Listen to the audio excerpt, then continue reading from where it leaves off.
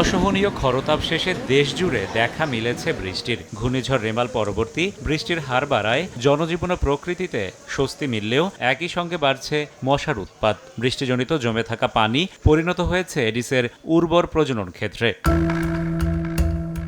স্বাস্থ্য অধিদপ্তরের রোগ নিয়ন্ত্রণ শাখা পরিচালিত প্রাক বর্ষা এডিস সার্ভে উঠে এসেছে ভয়াবহ চিত্র, যেখানে 14.68% বাসাবাড়িতে মেলে এডিসের লার্ভা। গত বছর একই সময়ে এই হার ছিল 4.03%, অর্থাৎ গত বছরের তুলনায় বাসাবাড়িতে এডিসের ঘনত্ব বেড়েছে 3.5 গুণের বেশি।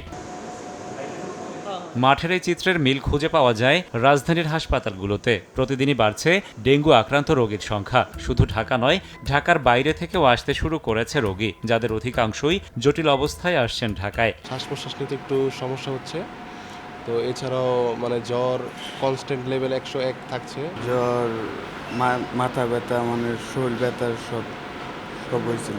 বমি করে, জ্বর 102, 3। নগদে 500 টাকা বা তার বেশি পেমেন্টে পেতে পারেন ঢাকায় জমিসহ 20 কোটি টাকার পুরস্কার। চলতি বর্ষায় ডেঙ্গুর উপদ্রব বাড়বে জানি বিশেষজ্ঞরা বলছেন। প্রকৃত তথ্য পেতে অপেক্ষা করতে হবে আরও অন্তত 1 সপ্তাহ সময়। তবে রোগী বাড়ার আগেই শহর গ্রাম সর্বত্রই মশার প্রজনন ক্ষেত্র ধ্বংসের আহ্বান তাদের। তীব্র গরমে যখন ডেঙ্গু রোগী হাসপাতাল ডেঙ্গু মুক্ত ছিল না, সুতরাং বৃষ্টির পরে ডেঙ্গু বাড়বে, এটাই স্বাভাবিক, এটা হওয়াটাই।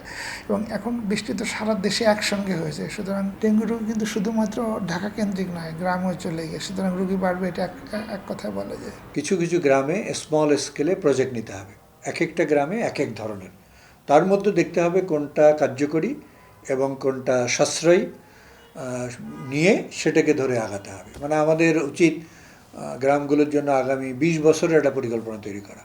20 বছর শেষে যেন আমরা এটাকে পুরোপুরি নিয়ন্ত্রণে রাখতে পারি। চলতি বছরে এরই মধ্যে ডেঙ্গু আক্রান্তের সংখ্যা ছাড়িয়েছে 3000, মারা গেছেন 37 জন। চিকিৎসকরা বলছেন, সাধারণ ডেঙ্গুর ক্ষেত্রে 80 থেকে 90% রোগীর চিকিৎসা বাড়িতেই সম্ভব, তবে জটিলতা থাকলে সুযোগ নেই অবহেলার।